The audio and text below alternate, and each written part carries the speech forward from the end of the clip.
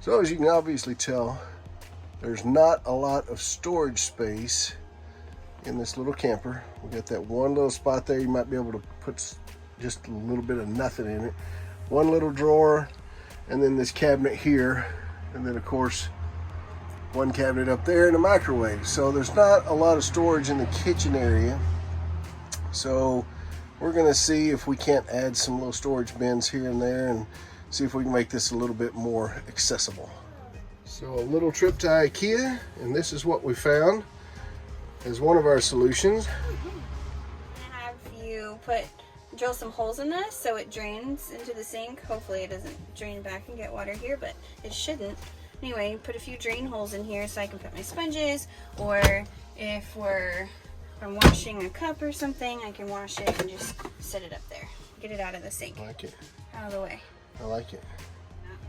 So what did that thing cost? $11.99 for the rack. And then I think these were 99 cents a piece, and this is $2.99. What was the shelf? This, it was $1.99.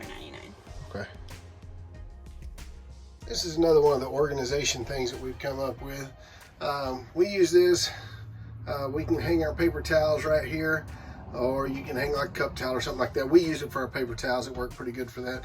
Can't leave the paper towels hanging there when you're driving unless you wrap a rubber band around them, because they will completely unroll and be in this seat whenever you get to where you're going.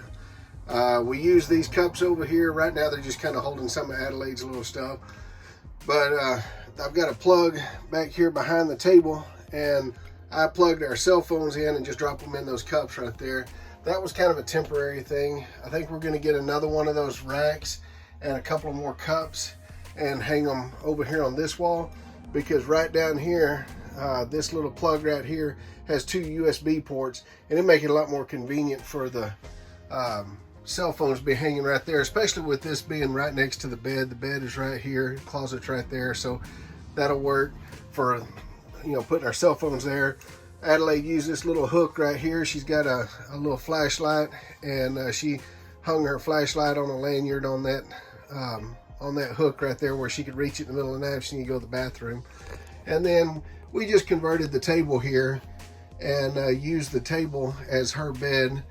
She was sleeping in the bunk bed, which is behind those cabinets right there. That face will flop down, and she would sleep up there, but she felt pretty cramped up there. It's very, very tight. There's not a lot of room to move around. So what we did is we stored our clothes and toiletries and extra things like that up there this go around, and she slept on the table. Worked out pretty well for us. It's going to work out a lot better once the dog is no longer needing to sleep in his kennel, because then we can put him a bed down here in the floor. He can sleep on the floor. We put his kennel in here this go around, and it fit, but you had maybe 4 inches of space right along here where you could squeeze by to go to the bathroom. That was pretty inconvenient, but other than being inconvenient, you know, he was inside with us. We didn't have to worry about him, but it will be a whole lot nicer once he no longer has to sleep in his kennel and he can sleep on a bed in the floor. But so anyway, one thing that I would say is kind of a big design flaw with this model of camper is the placement of the oven. It is right next to the bed, and we weren't terribly worried about it because we really don't plan on using the oven, but it is kind of a pain in the neck that the cooktop is right here, and anything that you fry, you know, you're going to get splatters on the bed. That's irritating. Most of the time it's not a huge problem because most of the time we cook outside, but it is kind of a pain in the neck. Got some ideas on how we're going to remedy that issue. I'll show you what I'm talking about whenever we get that done. Like I said, the oven, if we decide to use it, we're just going to have to pull the covers back, get them out of the way, and use it that way. I think it would have been a much better idea to put the oven on this side and the sink on that side, but that's not the way they did it. So I don't know. I think it's okay. It'll serve the purpose for what we do. I just think it was kind of poor planning. Like I said, we've got a few more things that we're going to do as far as storage and organization options and that sort of thing to make things, just to make it a little more comfortable in here. But for the most part, it's worked out really well for us. If it hadn't been for the kennel, we probably wouldn't have felt cramped. With the kennel in here, we felt a little cramped, and every morning I would have to take the kennel, break it down, put it outside and that sort of thing, which is, I mean, it's doable. It's not optimal, but it's doable. During the daytime, it was fine. It's a little annoying having to put the table up, take the table down, put the table up, take the table down, you know, every single time. But yeah, that's just another one of those things. It's a small camper. We knew that going into it.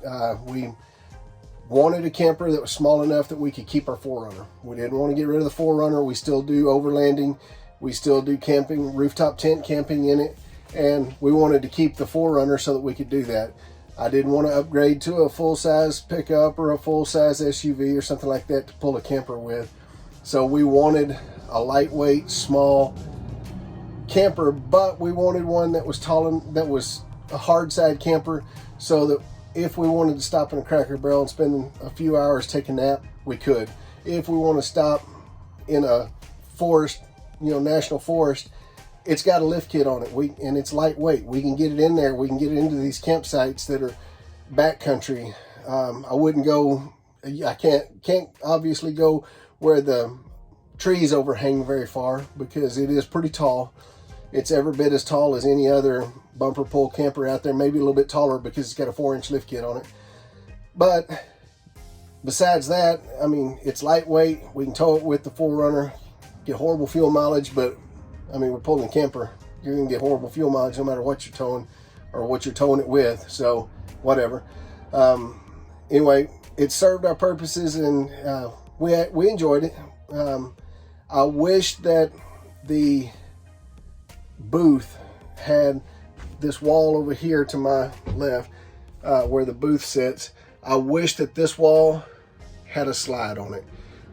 If it had even just a 18-inch slide, just 12 or 18 inches, to where it just slides out just a little bit to give us just that little extra, you know, 10, 12, 16 inches of floor space to walk down through here, then it would have been a lot more, you know, suitable.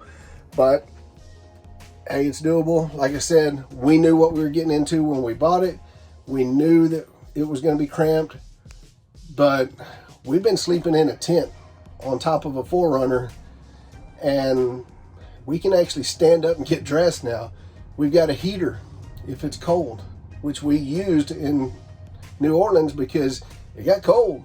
It was March, thunderstorm rolled in, and it dropped down into the 40s.